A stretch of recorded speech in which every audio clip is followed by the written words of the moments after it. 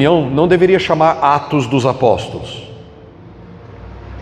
porque não são os Atos dos Apóstolos. Atos deveria ser chamado de Atos do Espírito Santo através dos apóstolos e da Igreja de Cristo. Eu sei que seria um nome maior, mas para mim seria esse o melhor nome do livro de Atos. Atos do Espírito Santo através dos apóstolos e da Igreja. Porque se você pega Atos dos Apóstolos e vai ler, você vai encontrar exatamente isso. O Espírito Santo se movendo através dos apóstolos, levando e carregando a mensagem salvadora de Jesus Cristo por toda parte, no mundo judeu, no mundo grego, e também ao mesmo tempo constituindo grupos de pessoas que creem, chamada igreja, ou como se diz no livro de Atos, povo do caminho de Jesus, do caminho da verdade, do caminho da palavra, do caminho da fé. É o povo do caminho. Eu e você somos o povo do caminho. Era assim que eram chamados os primeiros cristãos na história da igreja cristã, o povo do caminho. E eu acho que a gente deveria continuar sendo chamado de o povo do caminho. Por quê? Porque a nossa fé, ela não acontece e termina. Nós estamos sempre no caminho do crescimento e da divulgação da palavra pelo poder do Espírito Santo. O Atos dos Apóstolos começa com a personalidade central, que é o Espírito Santo descendo sobre aqueles que creem. Jesus tinha dito: vocês vão receber poder quando descer sobre vocês o Espírito, e vocês receberão poder para quê? Para testemunhar, para falar de mim, para viver a minha mensagem. Não somente para falar a minha mensagem, mas para viver a minha mensagem, o que é muito mais importante. Como o mundo está saturado de gente que fala a mensagem, mas não carrega a mensagem. O mundo não quer saber mais de conhecimento teórico, já está saturado. Está cheio de conhecimento disponível na internet, fora da internet, nos livros escritos, nas bibliotecas. Nunca se publicou tanto livro, tanto artigo, sobre tudo. Sobre o ser humano, sobre natureza, sobre os animais, sobre as plantas, etc. e tal. Nunca tivemos tanto conhecimento disponível como temos no nosso tempo. Mas nunca as pessoas tiveram um buraco tão fundo dentro do seu coração como no nosso tempo. Nunca as pessoas foram tão distantes umas das outras como no nosso tempo. Nós temos uma ferramenta poderosíssima que chamamos de internet, que veio com a promessa de nos aproximar, que veio com a promessa de tornar a gente cidadãos de uma aldeia global. A internet veio com a promessa de facilitar a nossa vida. E como ela complicou! Nunca se divorciou tanto quanto depois do advento da internet. Nunca se traiu tanto quanto depois do advento da internet. Tudo ficou mais fácil. Arrumar alguém para eu ter um caso nunca foi tão fácil, porque a internet facilitou tudo, mas facilitou tudo que é de ruim muitas vezes. E eu não sou avesso à internet, eu também não sou avesso ao livro. Trouxe eu aqui um livro para falar com vocês, para indicar a vocês. Já eu mostro ele. Um livro pequenininho, né? Pequenininho. Mas com todo o conhecimento disponível ao longo das eras, nunca teve um buraco tão fundo dentro da alma das pessoas como tem no nosso tempo. Nunca. Nunca teve na igreja tanta gente precisando ser evangelizada.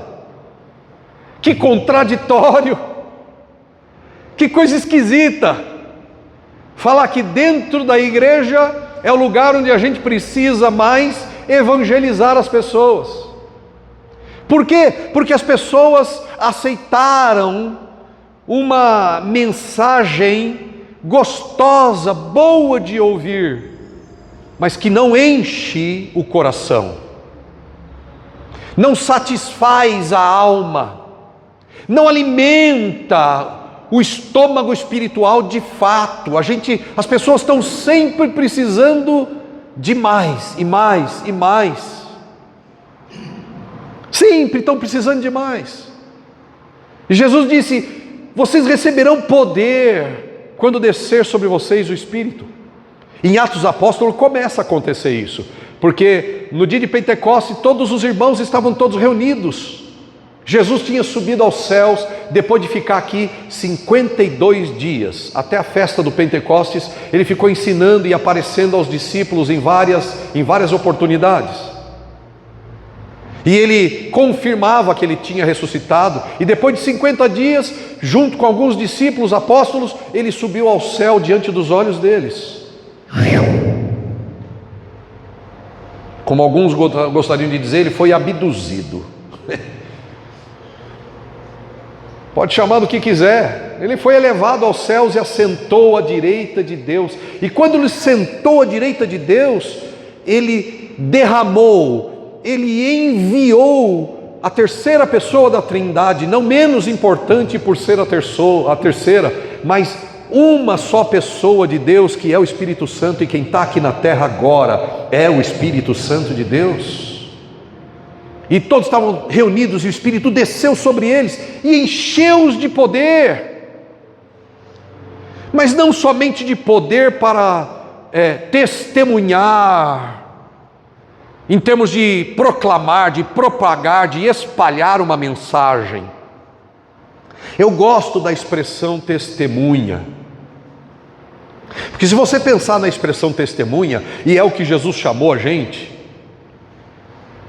ser-me-eis testemunhas em Jerusalém, ser-me-eis testemunha na Vila Carrão, na Vila Antonieta, no Tatuapé, na Vila Antonina, Vila Formosa, Morumbi, não importa, ser-me-eis testemunha. Pense na palavra testemunha. Testemunha não é aquela que ouviu falar de alguma coisa. Quem ouviu falar de alguma coisa e vem ser testemunha, vai ouvir do juiz: você não serve. O juiz vai perguntar: você estava lá? Não, não estava. Então você não é uma testemunha. Testemunha não é aquela que ouviu uma mensagem, gostou dela e sai por aí dizendo alguma coisa. Testemunha é aquela que experimentou, que estava lá, que viu, que participou. Nós só podemos ser testemunha de Jesus se Jesus de verdade está na nossa vida, se nós experimentamos, se nós vivemos o fato, se Ele é real para mim. Quando Jesus é real para mim, então eu sou transformado numa testemunha. Amém?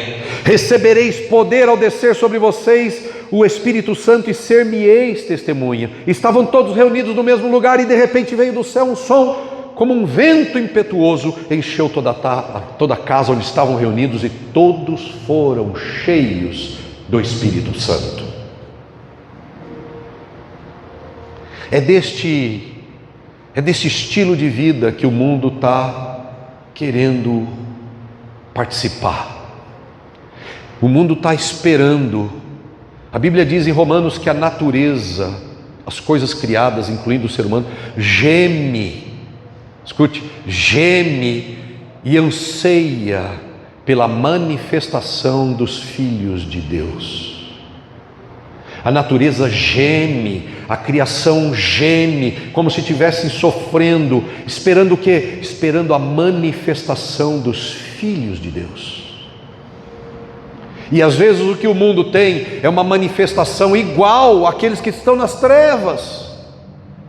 Mesmos valores, mesmo jeito de pensar, mesmo jeito de agir, mesmo jeito de reagir, mesmo jeito de vestir. O mundo vai ficar olhando, esperando outro jeito de vestir, das testemunhas de Jesus. Mas a gente não quer ser rejeitado, então as pessoas se vestem igual. Só um parênteses aqui, tá bom, sobre vestir. Quer saber qual roupa é adequada para um cristão, para uma cristã? É só olhar para o livro de Gênesis.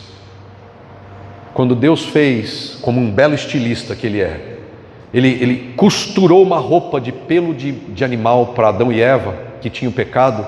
Diz o texto que Ele fez vestimenta para os cobrir.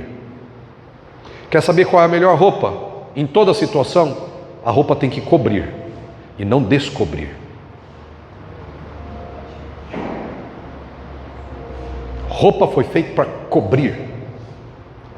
Mas a gente vê roupas que estão sendo usadas para descobrir, mostrar. Mas uma hora a gente fala sobre isso. Não é o momento. Só que eu estou trazendo essa pequena ideia, muito pequena, sobre como deve se comportar, ser e viver aqueles que se dizem testemunha de Jesus. O mundo nunca será tão moderno que as regras de Deus deixem de valer.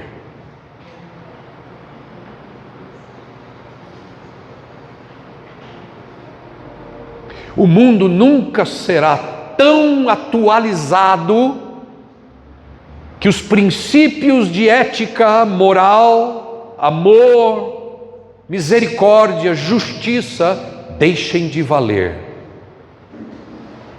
Nós não somos do povo que anda no ditado todo mundo faz, eu também faço.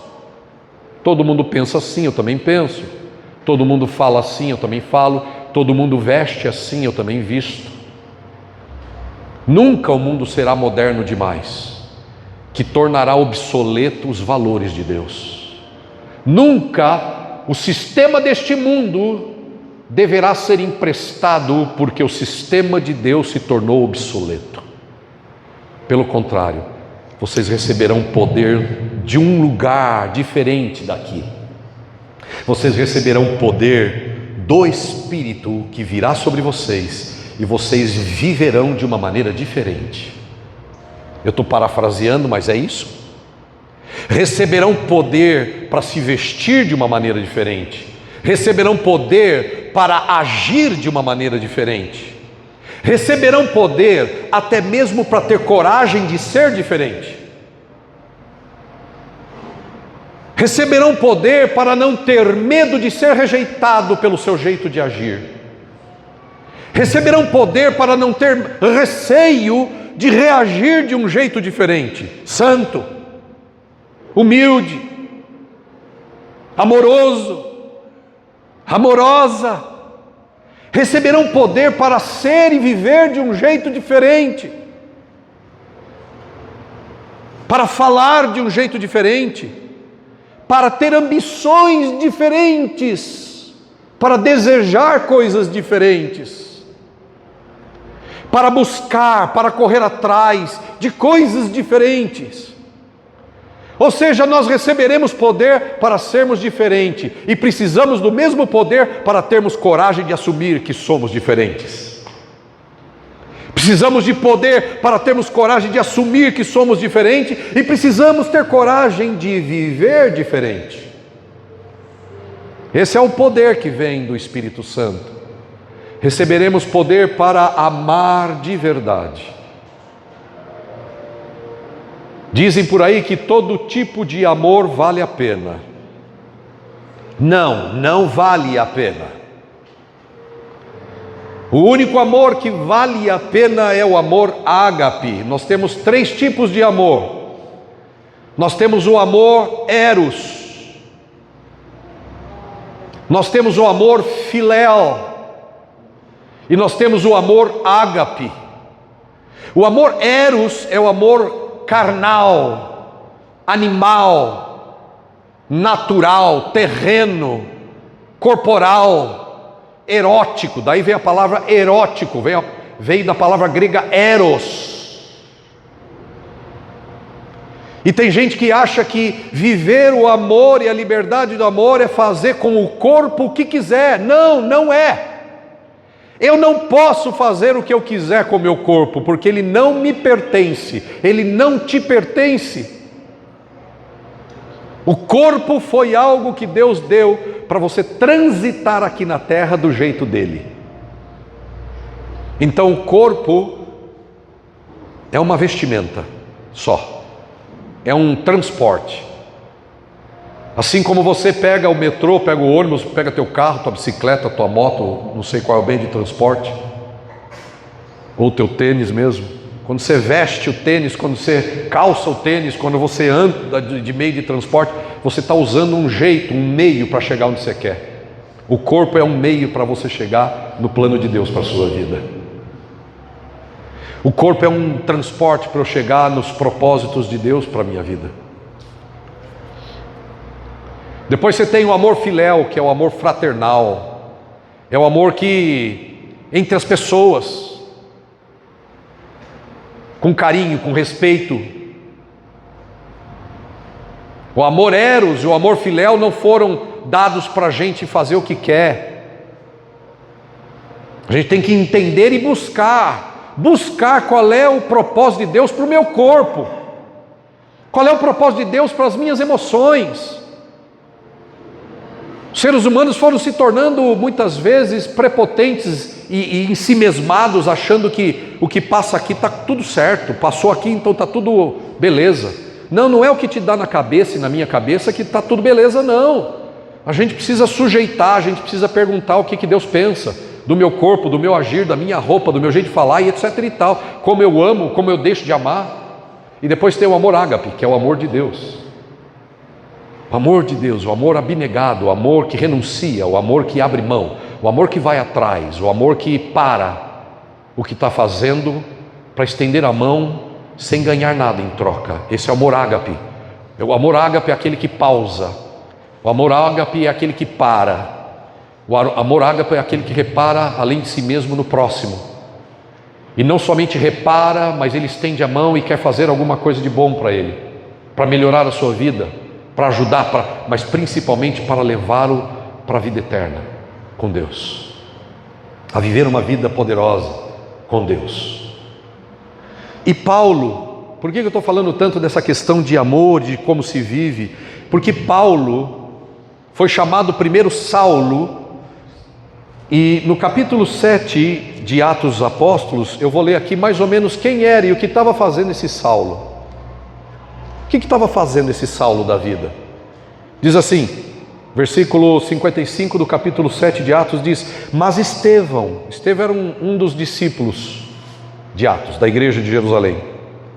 Mas Estevão, cheio do Espírito Santo, levantou os olhos para o céu e viu a glória de Deus e Jesus em pé à direita de Deus, e disse: vejo os céus abertos e o Filho do Homem em pé à direita de Deus. Mas eles taparam os ouvidos e, dando fortes gritos, lançaram todos juntos contra ele, arrastaram-no para fora da cidade e começaram a apedrejá-lo. As testemunhas deixaram seus mantos aos pés de um jovem chamado Saulo. Enquanto apedrejavam Estevão, orava. Enquanto Estevão era apedrejado, ele orava, e ele dizia: Senhor Jesus, recebe meu espírito. Então caiu de joelhos e bradou: Senhor, não os condene ou não os considere culpados deste pecado. Você já viu esse espírito em outro lugar? Enquanto está sendo sacrificado e assassinado, ele diz: não impute a eles esse pecado. Já viu esse espírito em outro lugar? Sim, Jesus na cruz. Esse Estevão estava dominado, cheio do mesmo espírito de Jesus.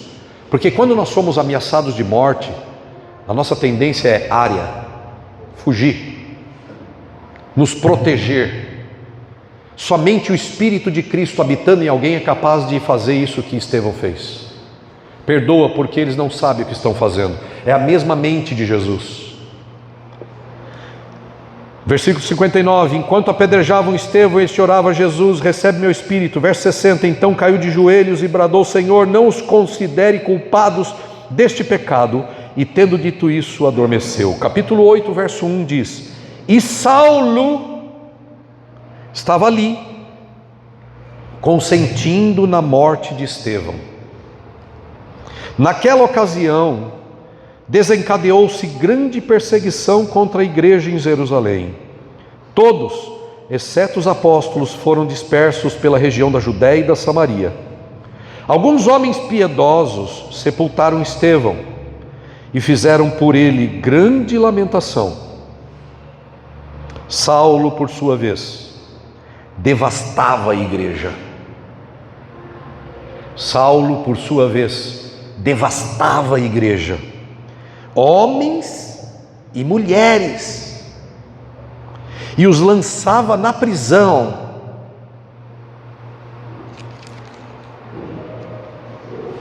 Capítulo 9, versículo 1. Enquanto isso, Saulo ainda respirava ameaça de morte contra os discípulos do Senhor. Dirigindo-se ao sumo sacerdote, pediu-lhes cartas para as sinagogas de Damasco, de maneira que, caso encontrasse ali, em Damasco, homens e mulheres que pertencessem ao caminho, pudesse levá-los presos para Jerusalém. Em sua viagem, quando se aproximavam de Damasco, de repente, brilhou ao redor uma luz vinda do céu. E ele caiu por terra e ouviu uma voz que lhe dizia, Saulo, Saulo, por que você me persegue? Saulo perguntou, quem és tu, Senhor? E ele respondeu, eu sou Jesus, a quem você persegue. Deixa eu fazer uma pausa aqui. Quando Saulo perguntou, quem és tu? Jesus respondeu, eu sou Jesus. E Jesus poderia ter dito, o Filho de Deus.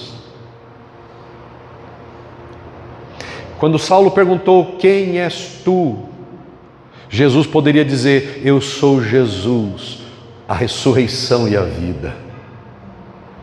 Ele já tinha dito essas coisas.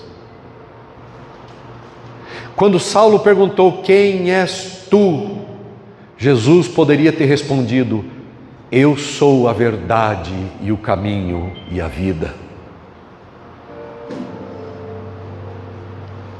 Quando Saulo perguntou, quem és tu? Jesus poderia ter respondido, eu sou o Alfa e o Ômega. Quando Saulo perguntou, quem és tu?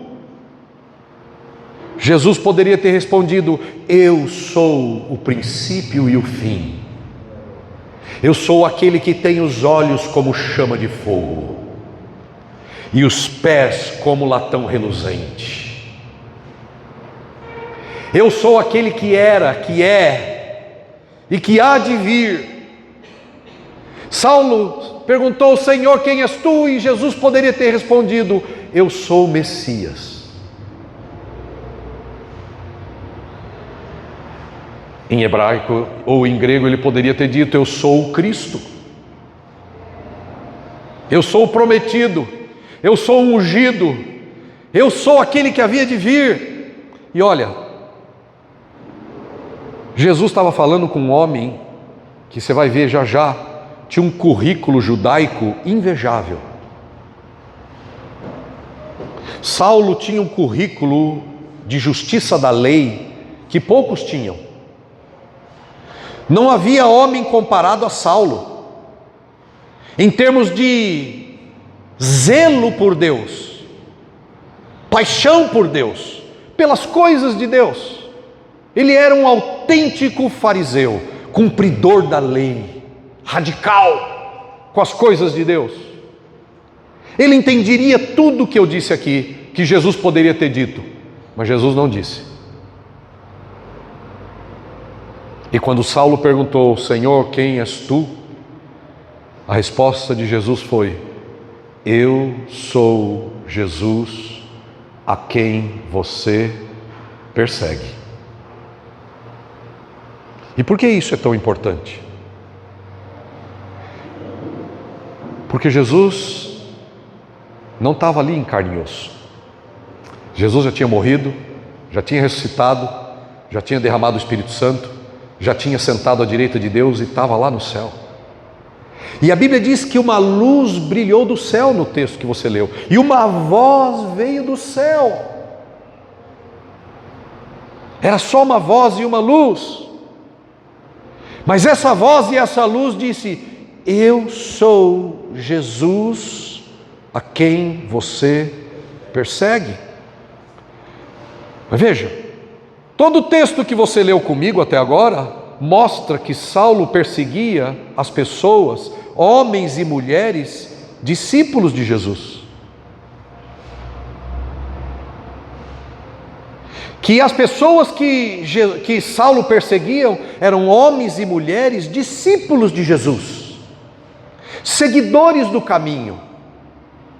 E Jesus parou tudo na vida para falar com Saulo e dizer: olha, eu e minha igreja somos um.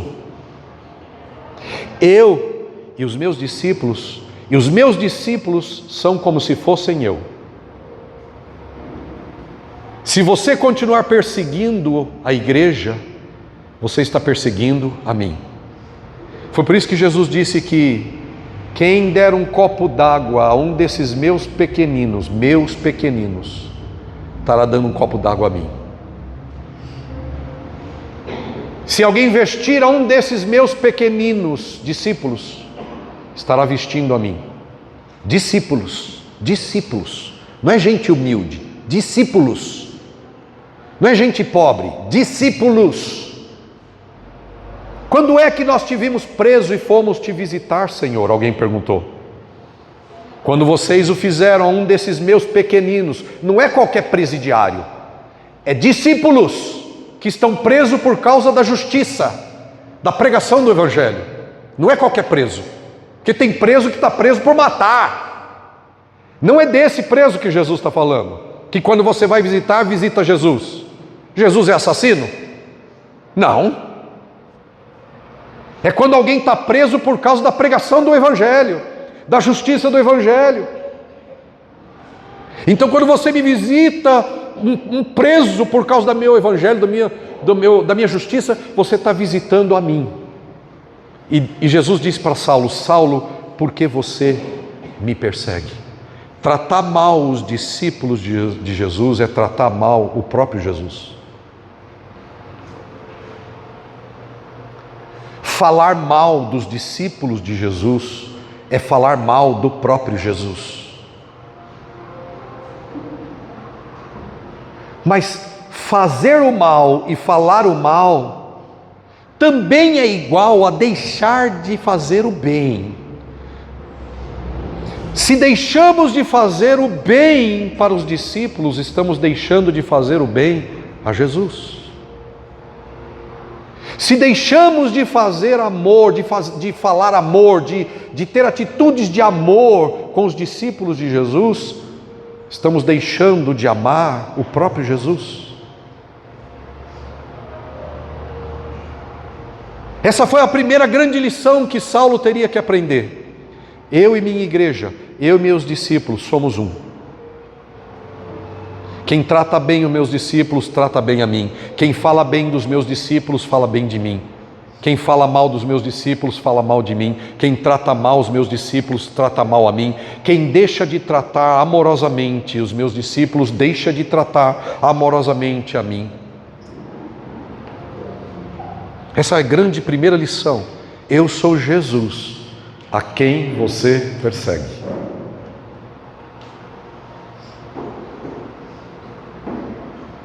Foi por isso que João, o apóstolo, escreveu na sua primeira carta, no capítulo 4, ele disse: se nós afirmamos que somos de Deus, então também precisamos amar como Ele amou. Então precisamos andar como Ele andou. E o apóstolo João diz assim: não amemos de palavras, mas devemos amar através das obras de verdade.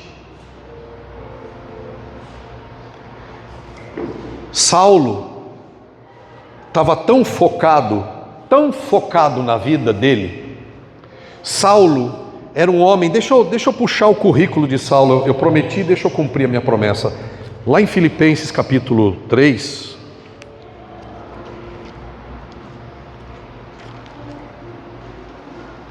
Filipenses 3, versículo de número 4, Paulo vai dar para a gente o currículo dele. Quem é esse Saulo? Quem era esse Saulo? Aí ele diz assim, versículo 4, capítulo 3: embora eu mesmo tivesse razões para ter tal confiança, se alguém pensa que tem razões para confiar na carne, carne significa seu poder humano, seus feitos, suas habilidades, tudo que tem a ver com você e eu. Se alguém pensa que tem razões para confiar em si mesmo, eu ainda mais. Fui circuncidado no 8º dia de vida, pertencente ao povo de Israel, da tribo de Benjamim, verdadeiro hebreu, quanto à lei fariseu, quanto ao zelo eu fui perseguidor da igreja, quanto à justiça que há na lei eu fui irrepreensível. Diga comigo, uau! Olha, talvez a gente não encontre na igreja de Cristo ressuscitado, pessoa salva de verdade, alguém que fosse como Saulo antes de Cristo. O cara ele tinha um zelo. A Bíblia diz aí, que você leu comigo, que ele tinha um zelo. Sabe o que é zelo? Zelo é uma paixão a ponto de dar a sua própria vida por uma ideologia, por uma mensagem, por alguém. Saulo era zeloso. Ele era capaz de dar sua própria vida. Por isso que ele perseguia a igreja. Ele perseguia a igreja por amor a Deus. Ele perseguia e encerrava as mulheres e os homens na cadeia por amor a Deus. Ele matava as pessoas que eram discípulos de Jesus, achando que estava fazendo pela honra de Deus. Isso é o que a gente pode aprender. Tem muita gente fazendo errado com a motivação certa. Tem muita gente no caminho errado, no sentido de zelo, sendo radical, mas é por amor a Deus. Mas tem muita gente fazendo certo com motivação errada. Vou repetir para você ouvir. Tem muita gente fazendo errado com a motivação certa. Era o caso de Saulo. Mas tem muita gente fazendo certo, mas com o coração errado. Tem gente pregando o evangelho, tem gente vivendo a fé com motivações tortas. E isso não é problema meu, é problema de Deus. Eu não vou nem tocar nesse assunto. Deixa. Deus mesmo vai lidar com cada pessoa. Eu e você não conseguimos lidar com motivação, mas você pode sondar a sua motivação. E a minha expectativa, sabe qual é? A minha expectativa é que a mesma luz de Jesus e a mesma voz de Jesus que veio do céu para falar com Saulo enquanto ele seguia seu caminho, a minha expectativa é que em algum momento essa mesma luz de Jesus e essa mesma voz de Jesus fale com você, fale conosco e nos acorde. Porque às vezes nós estamos seguindo num caminho focado na nossa vida, tão focado na nossa vida, que a gente já não tem mais tempo para amar. E se existe uma coisa que nós fomos chamados por Jesus para fazer, é amar. Saulo fazia algo por amor a Deus, mas era um amor sem razão. Era uma cegueira. Uma luz brilhou no caminho de Saulo. Engraçado, essa luz que brilhou no caminho de Saulo deixou ele cego.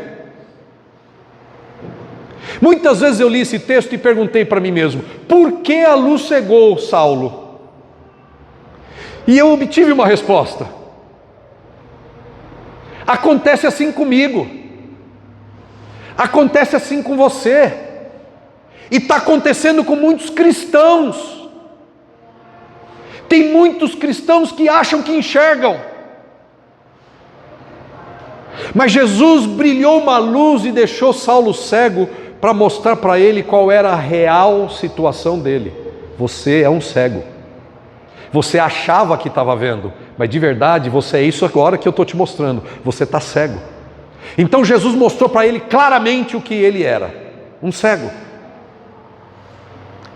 Jesus, por seu amor, revelou a Saulo como era a vida dele. Saulo achava que tinha toda a razão. Saulo achava que o caminho dele estava bom. Saulo achava que ele estava fazendo bem. Saulo achava que era assim que devia viver, encerrando gente na cadeia, matando pessoas, homens e mulheres, só por causa de uma mensagem salvadora. Ele não conseguiu enxergar porque estava cego, mas ele achava que enxergava. Quantos de nós muitas vezes estamos seguindo com a vida da gente, sendo cristão, mas estamos obstinados, cegos? E qual é a pior cegueira, irmão? A pior cegueira é aquela que não vê o próximo.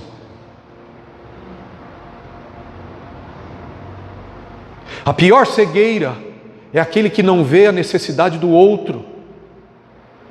A pior cegueira é aquela que segue com a sua vida do jeito que for, mesmo sem perceber que está fazendo, deixando de fazer o bem. No caso de Saulo, ele estava fazendo diretamente o mal, prendendo pessoas, matando pessoas, permitindo a morte de outras. Mas tem muitos cristãos que não estão matando ninguém, nem prendendo ninguém, mas estão tão cegos quanto Saulo, porque não amam ninguém, não percebem a existência do próximo. E o pior, a igreja está tão cega que ela está devotada com a ideia de amar virtualmente. Nós, como igreja, muitas vezes estamos mais famintos por seguidores digitais do que abençoar quem está do meu lado. Nós estamos às vezes muito mais propensos a interagir, fazer de tudo, gastar tempo, dinheiro, esforço, energia, recurso para demonstrar carinho por pessoas que talvez a gente nunca vai olhar na cara. Nunca tomaremos um café com alguém que a gente está desejando que goste da gente, que curta as nossas postagens no Instagram, no Facebook. E talvez essas pessoas nunca vão pisar na igreja, nunca vão tomar um café com você. E a gente quer interagir, mostrar simpatia, mostrar a abertura. Não, mas pastor, nós temos que evangelizar através das redes sociais. Sim, mas escreveu João na sua primeira epístola: como você pode amar a quem você não vê, se você primeiro não ama a quem vê? A pior cegueira é aquela que não vê o outro sozinho. A pior cegueira é aquela que só olha a sua vocação. Paulo tinha uma vocação zelosa, mas a pior cegueira é aquela que, em nome da minha vocação, eu nem olho para a minha direita, não olho para a minha esquerda, não olho para a minha frente e não olho para trás. Eu estou como um pitbull apontado, como um tigre apontado, esquecendo de tudo em direção àquilo que eu quero caçar. Eu estou tão focado que eu não sou capaz de perceber a lágrima correndo no rosto da minha irmã. do meu irmão, a tristeza estampada. Eu não sou capaz de apresentar uma oração. Posso orar por você? Eu não tenho nem coragem. A gente está chegando tão cansado em casa de trabalhar para tanta gente que nunca vai nos agradecer apropriadamente. Estamos tão comprometidos com o nosso trabalho, em ganhar dinheiro e bens e tal, que esquecemos do amor. A pior cegueira é a cegueira da existência, é fechar os olhos para a existência da pessoa que está com você na igreja que você escolheu para frequentar. É não amar os discípulos de Jesus. E quem não ama os meus discípulos, quem não presta atenção na minha igreja, não presta atenção em mim. Saulo, eu sou Jesus, a quem você persegue. Talvez Jesus brilharia a luz dele na vida da gente, diria: eu sou Jesus, que se senta ao seu lado todo domingo. Eu sou Jesus, que te chama para a igreja em casa toda quinta-feira. Eu sou Jesus, que está lá no seu lado na IC, na igreja em casa. Eu sou Jesus, que mora ao seu lado. Eu sou Jesus, que precisa de uma carona no final do culto. Eu sou Jesus, que choro, porque não sei o que fazer, e estou lá na igreja que você frequenta. Eu sou Jesus, que tem uma cor preta. Eu sou Jesus, que tem um olho de japonês. Eu sou Jesus, que sou careca. Eu sou Jesus, que sou cabeludo. Eu sou Jesus, que está na vida da irmã e na vida do irmão. Eu sou Jesus, naquele que opera o som. Eu sou Jesus, naquele que grava o vídeo. Você me vê? Você me vê? Porque como podemos dizer que amamos a Deus a quem nós não vemos, e não amamos os irmãos a quem vemos? Alguma coisa está muito errada com a igreja de Cristo, que está desejando ter cada vez mais seguidores no Instagram, e não tem o mesmo desejo de abençoar o irmão que está do seu lado no culto da igreja que você frequenta, que eu frequento. Todos nós choramos, por exemplo, com a notícia da leucemia do João. E eu louvo a Deus por ser pastor de uma igreja que demonstra carinho. Nós somos assim. Nós já somos conhecidos por uma igreja carinhosa. Mas nós precisamos avançar, irmãos. Eu e você precisamos avançar. Quantos de nós foram visitar o João na segunda-feira?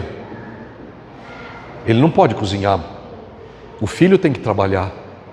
Quantos de nós foi lá oferecer qualquer coisa que poderia fazer por ele? Eu não estou jogando culpa. Eu só estou trazendo luz. Saulo, eu sou Jesus, que foi diagnosticado com leucemia. Saulo, eu sou Jesus, a quem você deixa de amar ou a quem você persegue.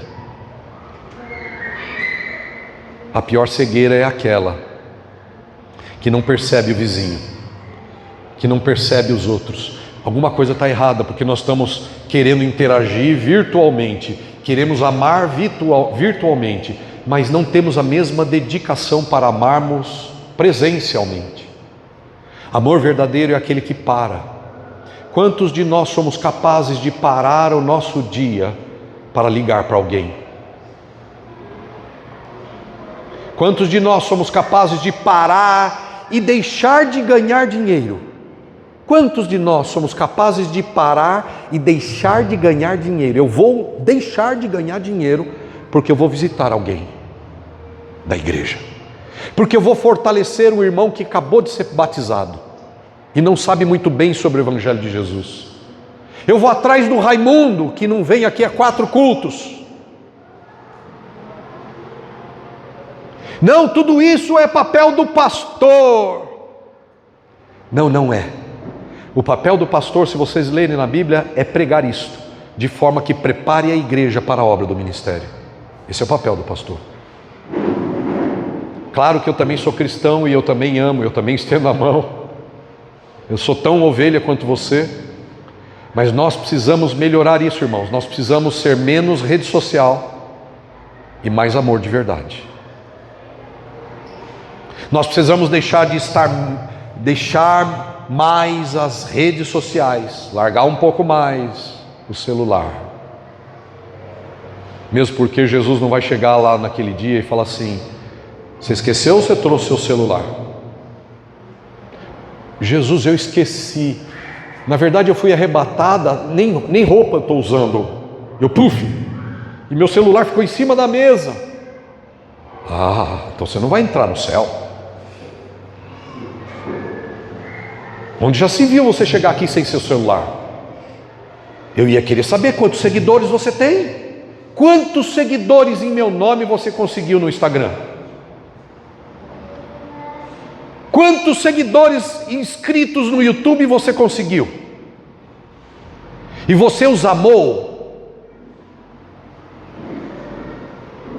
Será que Jesus vai cobrar a gente disso? Eu tenho certeza que não. Mas Ele vai dizer: eu disse para vocês, ajuntai tesouros no céu. E o que são os tesouros do céu? Almas, pessoas reais. Nós precisamos dar um cavalo de pau. E os mais antigos entendem cavalo de pau, né? Quando você puxa o freio de mão em alta velocidade, não tanto para não capotar, mas dar uma virada no carro e mudar de direção drástica. Precisamos ser menos pessoas do Instagram e mais pessoas da igreja. Precisamos ser menos pessoas do dinheiro e dos seguidores e mais felizes com o que já temos. Com o que já temos. Porque Deus não vai engolir essa ideia de amar quem não vê. Ele não vai engolir essa. Eu já tenho dito para o pessoal da multimídia que nós estamos dando uma reviravolta nas nossas mídias. Sabe por quê? Porque o Senhor tem falado isso comigo. Lembra que eu falei no início do culto? O que adianta a gente ter 700 e tantos seguidores no Instagram e nós nunca vamos olhar no rosto dele, e aqui tem gente carecendo de um abraço, e a gente quer abraçar as pessoas do Facebook, do Instagram, e não percebe quem está precisando de um abraço aqui dentro? Alguma coisa está errada, muito errada. Então quer saber? Que se dane-te o Instagram. Eu não posso ir além do que se dane-te. É um jeito suave. Que se dane-te o Instagram. Que se dane-te o Facebook. Não é que se dane-te as pessoas. Ah, mas o Facebook pode trazer alguém. Tá bom, então vamos começar com aquele que está aqui já. Como você pode amar a quem você não vê, se você não ama aquele que você vê? Vamos exercitar o amor para aqueles que estão aqui, na nossa redondeza, perto de você, no seu trabalho, na sua vizinhança, no seu condomínio de prédio, no seu condomínio de casa, não importa, ao seu lado. Viver o amor de Jesus, é isso que Jesus espera de nós. Saulo, Saulo, por que você me persegue? Jesus é os discípulos. Os discípulos têm Jesus e Jesus se identifica com os discípulos. Nesse livro, eu estou lendo, comecei a ler esse livro, né? Comprei por causa da sinopse desse livro. Eu estava lendo um outro livro que falou dele. Eu sou muito assim, eu estou lendo um livro e aí alguém que eu estou lendo fala de um livro, eu vou lá para ver se é bom mesmo. E esse livro tem o título Rápido e Devagar, duas formas de pensar. Rápido e devagar, duas formas de pensar. Esse Daniel Kahneman, ou Kahneman, não sei, ele foi prêmio Nobel de Economia. E ontem eu estava lendo mais um capítulo e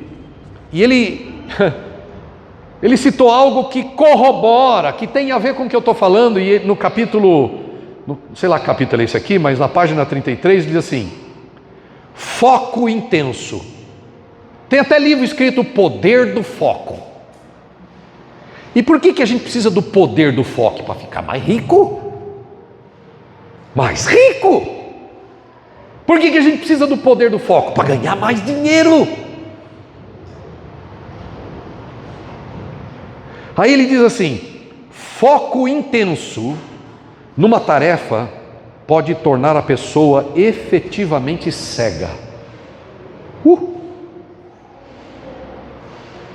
E olha o que ele diz de pior.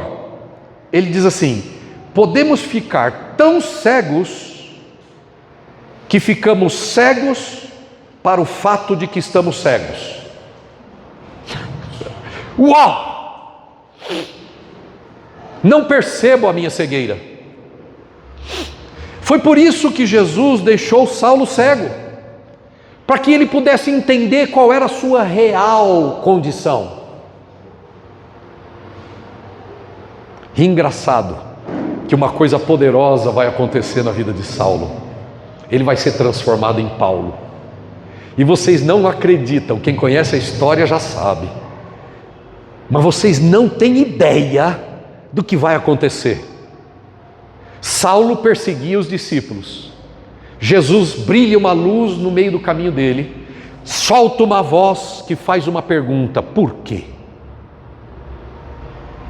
Jesus é mestre da psicologia. Jesus é mestre da mentoria.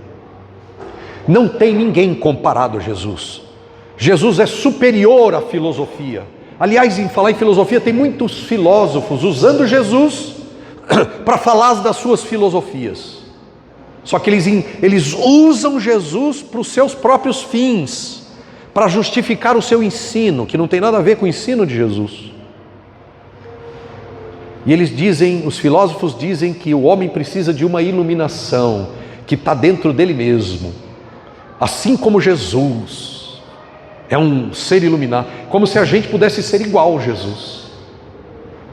Mas Saulo precisou de uma luz iluminando a sua mente, tornando ele cego para ele perceber que era cego. E aquele Saulo que seguia o seu caminho com foco total, não via mais nada, foco, zelo, propósito, meta, não via mais nada ao redor, nada. De repente uma luz, puf, faz ele ficar cego. E aquele homem focado agora precisa de ajuda. E quem é que vai ajudar ele? Quem vai ajudar Saulo? Os discípulos. Saulo entra em Damasco. Espera um pouquinho, gente. Jesus não tinha poder para curar ele ali mesmo, falar com ele ali mesmo, tirar a escama do olho dele ali mesmo, transformar ele no apóstolo ali mesmo, no caminho de Damasco? Tinha ou não? Tinha ou não? Tinha ou não? Não. Mas Jesus escolhe fazer através de nós, dos pequeninos discípulos. Saulo, vai lá para Damasco, entra lá, você vai receber uma visita de alguém que vai poder te ajudar. E aí ele fala com Ananias: Ananias, vai lá na casa do Simão, tem um cara chamado Saulo, ele está orando. Incrível, né? O Saulo focado na meta, no propósito, que não tinha nem tempo para orar, não tinha nem tempo para perguntar para Deus se Deus se agradava do caminho dele. Ele tinha zelo, mas ele não tinha tempo. Ele tinha zelo, mas ele não tinha vida de oração. Ele tinha zelo, mas ele não amava ninguém. Mas ele estava comprometido com a honra de Deus, mas ele não tinha tempo para ninguém, nem para nada. Ele só tinha um foco: preciso prender todo mundo. E aí Jesus fala: vai para lá. E aí Deus levanta Ananias e fala: vai lá. Aí o Ananias, o discípulo, fala: escuta, Senhor, mas para aí, eu ouvi falar desse Saulo aí, ele está prendendo todo mundo, ele está matando todo mundo, dos discípulos. Jesus ouve as razões de Ananias, o medo de Ananias, imagina, né? Tremendo a mão, vou lá com Saulo, você está louco, Senhor? Jesus disse: vá. Não falou nada para Ananias, só disse: vá. E foi. Aí chegou na porta. Saulo, estava lá o bicho todo cego, já faziam dias que ele estava cego. Eu sou Ananias. E Jesus tinha mostrado para Saulo que alguém chamado Ananias ia orar por ele. Um Zé Mané do caminho. O cara que ele ia jogar na prisão se pudesse. Vai lá agora, ó, o cara que você ia prender, eu estou aqui, Saulo. Eu fico pensando em Ananias, né? Ananias talvez, Senhor, você quer curar ele mesmo? Deixa ele cego. Vai ser bom, Senhor, deixar ele ceguinho. Deixa quieto, o Saulinho tá bom assim, cego. Mas Ananias fez o quê? Orou por Saulo e disse: Saulo, o Senhor que te apareceu no caminho de Damasco, brilhou sobre você, me enviou para que você volte a ver e seja cheio do Espírito Santo. Aleluia. E o cara que tem ódio passa a amar. E o cara que perseguia passa a ser perseguido. Esse é Jesus, gente. E aí umas escamas caem dos olhos de Saulo. Acabou tudo que é foco. Acabou o foco. Uma das coisas bonitas que nesse livro também fala é que eu grifei algumas coisas aqui. Já estou terminando, tá bom, gente? Os outros pregadores dessa igreja pregam rápido. O pastor vai que vai. Mas uma outra coisa que ele diz aqui é o seguinte. Deixa eu achar aqui.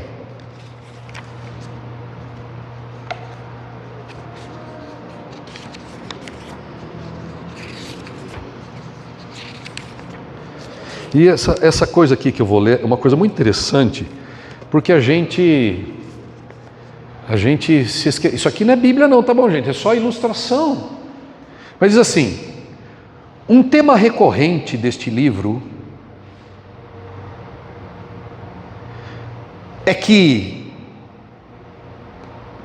uma dose muito grande de sorte desempenha um grande papel em toda a história de sucesso. Ou seja, ninguém tem sucesso porque se dedica demais. Se fosse assim, todo dono de padaria seria rico.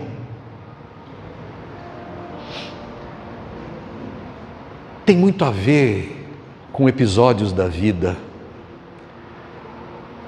que não depende de nada que você faz. E a gente vai se arrepender de ter corrido tanto e amado pouco. E não ter tido o resultado que a gente achava que ia ter. Então é melhor que você tenha uma luz agora. E pare de correr tanto. E ame mais. Porque não vale a pena correr pelas coisas. Nem pelo dinheiro. Nem pelas posses. Nem pelas realizações humanas. O que vale a pena é depois de 70, 80 anos você vai morrer. Você ir para a glória. E tem um monte de gente lá te esperando e dizendo assim: foi você que me trouxe a Jesus. Eu fui amada por você, eu fui amado por você. Isso é o que vale a pena, não vale a pena correr atrás do vento. Sucesso, no final das contas, acontece com uma boa dose de sorte. Viver acontece com uma boa dose de sorte. Eu não acredito em sorte. Eu só estou dizendo o que o autor do livro fala. Mas eu não acredito em sorte, eu acredito em propósito. Para encerrar, ontem eu e Cecília, a gente não perde tempo com televisão. A gente, claro, tem televisão e assiste televisão, né? Mas a gente assiste coisas edificantes. Série, nunca mais assistimos, não vamos atrás dessas coisas. Enfim, isso é uma mensagem para outro momento. Mas a gente gosta de assistir coisas que constroem. E a gente estava assistindo um desses documentários de coisas incríveis, né, que acontecem. E ontem, ela estava com sono, eu também, mas peraí, vamos ver esse último aí. Uma mulher, a aeromoça, chamada, sei lá, esqueci o nome, achei que fosse lembrar. Essa mulher caiu de 10 mil metros de altura e sobreviveu. É claro que você vai fazer essa cara. Para mim caiu de 100 metros, é morte certa, 100 metros. Hã? 10. Caí de 10 metros, eu já soube de gente que caiu do telhado, 2, 3 metros e caiu de cabeça e está vegetando. Eu já soube de gente que parou a moto, esqueceu de botar é sério que eu estou te falando, eu conheci. Esqueceu de botar o descanso, a moto tombou, caiu, bateu a cabeça, ficou tchalau e depois de um tempo morreu. A mulher era aeromoça. Escute, ela não deveria estar naquele voo porque ela tinha pressão arterial baixa. Então quem tem pressão arterial baixa não pode ser aeromoça, não pode voar. Não com a gravidade que ela tinha de pressão baixa. Sabe o que ela fez? No dia do teste dela, ela tocou café para dentro e foi para o teste. Aí quando mediram a pressão arterial dela, estava 1000, o batimento cardíaco estava 1000. Ela passou no teste, só que ela não podia. Foi um jeitinho que ela encontrou. E aí o dia que ela foi nesse voo como aeromoça, ela não deveria estar porque ela estava de férias, de folga. E ela tinha uma pessoa que era aeromoça justamente com o mesmo nome dela. E ela foi lá, assinou e entrou no voo. Ela não devia estar naquele voo, mas ela estava. De repente, a 10.000 metros de altura, era um Boeing, se eu não me engano, ou uma aeronave grande de passageiros, estava cheio. Todo mundo morreu. Todo mundo. 10.000 metros de altura, explodiu o motor de um lado e arrancou uma parte da fuselagem, muita gente foi jogada para fora e o avião começou a cair com um bloco, da metade para trás do avião começou a cair. 10.000 metros de altura. Quando começou a cair, ela estava perto daquele carrinho, quem já voou de avião sabe, aquele carrinho de alimento, de comida, empurrou ela e jogou ela para o fundo da aeronave e ela ficou presa entre o carrinho e tipo uma parede do avião ali e ela bateu a cabeça e perdeu a consciência e o avião caiu. 10.000 metros de altura. Bum! Teve fratura craniana, quebrou, sei lá, trocentos milhões de ossos do corpo, as duas pernas quebradas, os dois braços quebrados, a bacia quebrada, hemorragias por todo lado, enfim. Mas ela acordou, estava lá no meio da neve e da mata. Tudo bem, então ela sobreviveu? Sobreviveu. Mas como é que ela vai sair dali?